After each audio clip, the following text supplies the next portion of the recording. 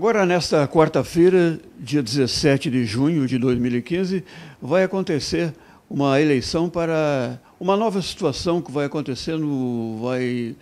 ocorrer no segmento imobiliário, principalmente com relação a corretores de imóveis em todo o Rio Grande do Sul. Uma mudança está prevista para o Cresci.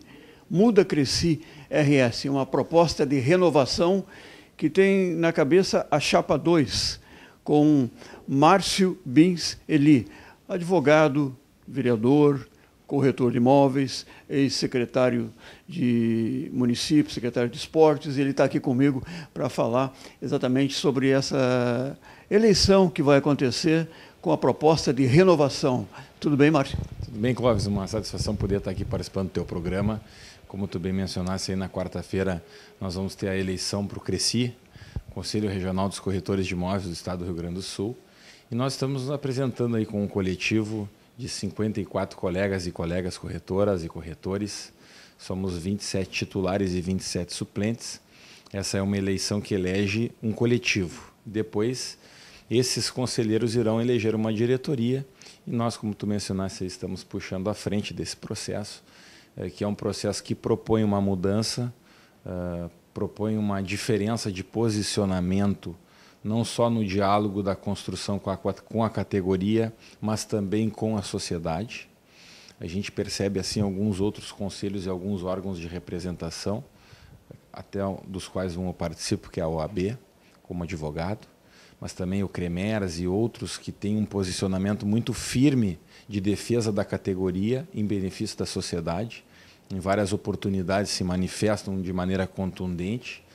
E a gente recentemente viu aí algumas situações que mereceriam assim um posicionamento do Conselho, como essa redução dos financiamentos, por exemplo, pela Caixa, o governo federal reduzindo o crédito. Muitas vezes o Conselho ele pode se posicionar. E não só com relação a isso, mas outras questões que a gente acha oportunas e importantes, que a gente vai poder conversar aqui contigo sobre a qualificação profissional, sobre a efetiva fiscalização, sobre os falsos corretores de imóveis. É isso que eu ia te colocar, os falsos corretores de imóveis. Aí está um assunto delicadíssimo, porque existem, principalmente o pessoal que nos assiste no litoral sabe muito disso, existem falsos corretores de imóveis. É preciso, quando você pensar em adquirir seu imóvel, saber com quem está negociando, com quem está lidando, saber se é afiliado ao Cresci, porque o Cresci é o órgão controlador de repente desses profissionais. Qualquer cidadão que tiver com a chave de um imóvel, for mostrar um imóvel e não estiver regularmente inscrito no Conselho Regional dos Corretores de Imóveis, está na prática do exercício legal da profissão. Então, há que se fazer uma diferenciação entre uma fiscalização sobre um corretor ou um profissional que porventura está ali esgoelado, não conseguiu pagar a anuidade, entendeu? E aí vai a fiscalização em multa imobiliária, e de uma concorrência desleal. Muitas vezes um colega, um corretor, mostra um apartamento, ele está saindo do prédio, alguém assopra ali no ouvido do cliente: eu estou com a chave, me liga, eu tenho contato direto com o proprietário. Então, acho que sobre esse enfoque a gente precisa também ter uma atenção especial. E também não é só a questão da concorrência desleal, mas também a concorrência com os estagiários. Também está muito assim na pauta da agenda do debate, assim acalorado desde o início da construção desse nosso coletivo, que se uniu para mudar, para fazer mais, e unir para fazer melhor, que é o chavão da nossa. A gente acredita que a mudança pode trazer melhorias, porque muito pouco tem sido feito no entendimento nosso, e a união também pode trazer força, porque se o sindicato e o Conselho unidos agirem de maneira conjunta, só quem ganha é a categoria, a classe dos corretores de imóveis. Então tem que haver um ajuste ainda aí entre estagiário e corretor, e uma regulamentação um pouco melhor sobre a efetiva participação dos profissionais que estão em formação, que são os estagiários, na competição também com o mercado imobiliário, com os profissionais habilitados.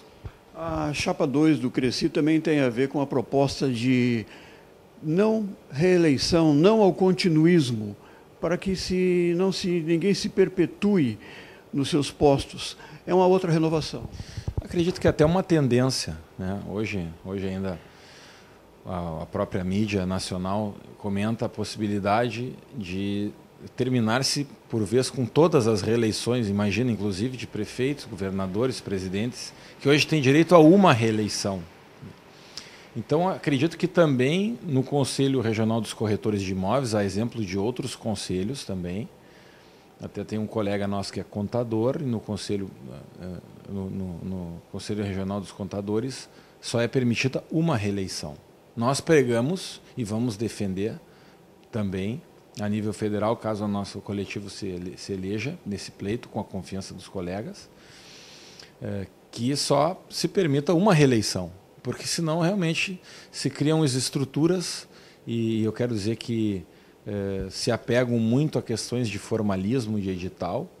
Tanto é verdade que a única chapa de oposição no Brasil que não foi impugnada foi a do Rio Grande do Sul, né?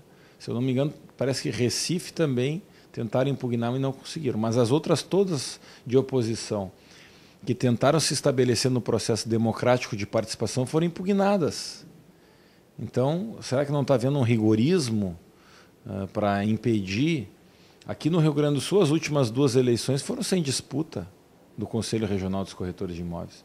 Então, acho que há que se fazer esse tipo de questionamento, até para que o pessoal possa compreender um pouco mais a relevância que há e que existe na alternância do poder, porque a alternância no poder, inclusive, oxigena a democracia, nosso entendimento. Então, por exemplo, o litoral, o Capão da Canoa, onde nós temos um bom prestígio, como em Porto Alegre, Grande Porto Alegre, onde existem inúmeros corretores de imóveis bastante jovens, imobiliárias com 20 corretores de imóveis. O que está acontecendo? Não é que estejam expulsando os corretores, os donos de imobiliárias antigos, não é isso que está acontecendo.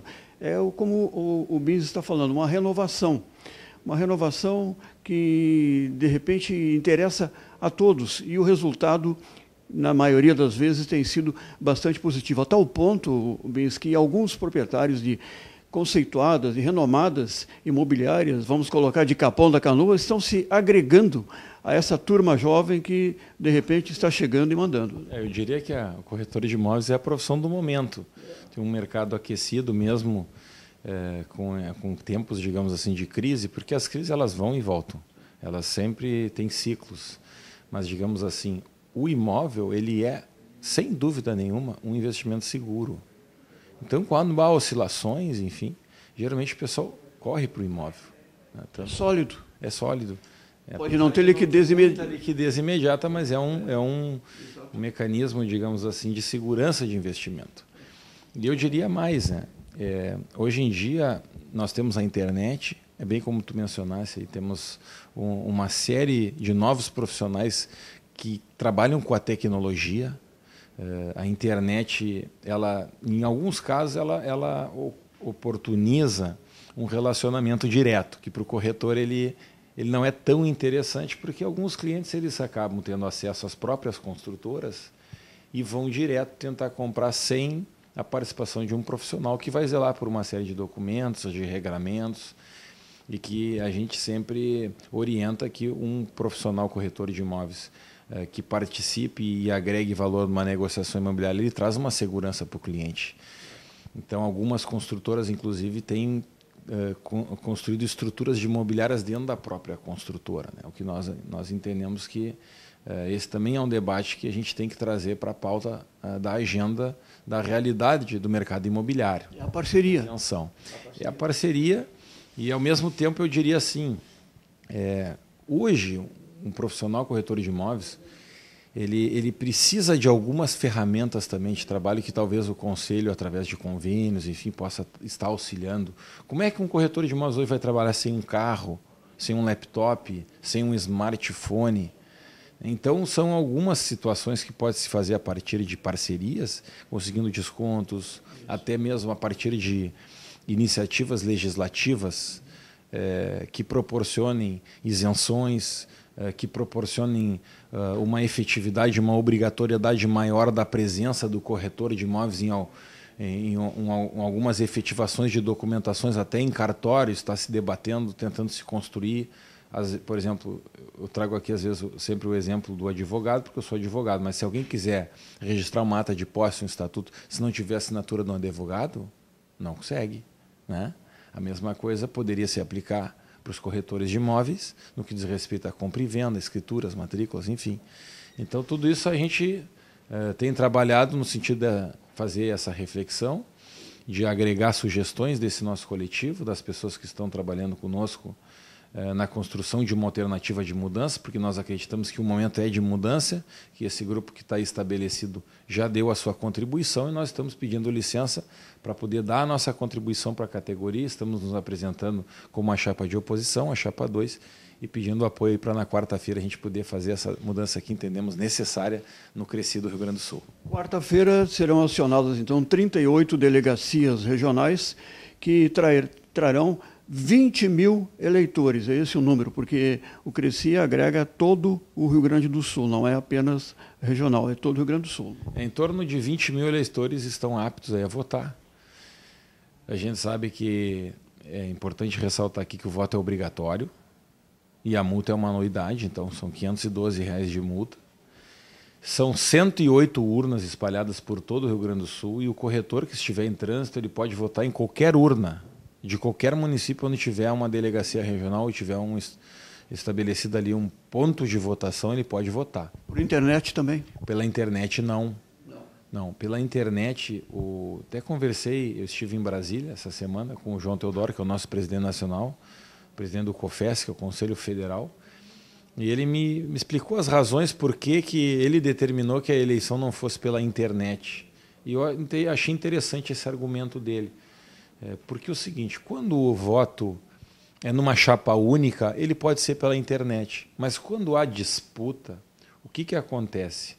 Como o voto pela internet ele acaba permitindo que esse voto não seja tão secreto, ele externou uma dúvida de que talvez nas imobiliárias grandes pudesse haver um tipo de um voto a cabresto, entendeu? O dono da imobiliária sentar lá, montar, agora vocês vão votar aqui, o nosso candidato é esse.